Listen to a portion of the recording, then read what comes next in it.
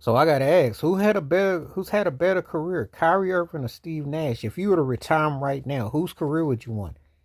Their numbers are fairly almost comparable, you know. Um, both great ball handlers, though I think Kyrie's about a tier or two ahead of him, but as far as when I look at the overall trajectory, because Kyrie's gonna obviously score more points, but assists, you're gonna have a few more rebounds, but Nash, they fairly close in the postseason. It's surprising when you do a head to head. I was like asking about them and who did I think had a better career? Because if I had said, well, what would you rather have, the two MVPs or would you want Kyrie's resume? Well, they're both compelling resumes. They're not that dissimilar. It's not like it's a cakewalk for either one of them. Because come to find out, when you do your research and look them up, they stack up pretty close to each other in certain areas. Kyrie's more of a flashier scorer and give you more, but it's not like he was running. He's a bit obviously a more prolific scorer, but then when we get to the other aspects, it's fairly close.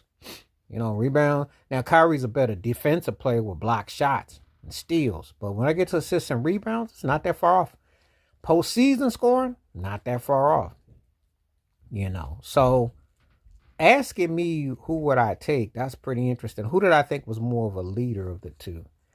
I think Nash was more of a leader of the two, but I think Kyrie's the more talented of the two. Like, he can create his offense, his offensive game.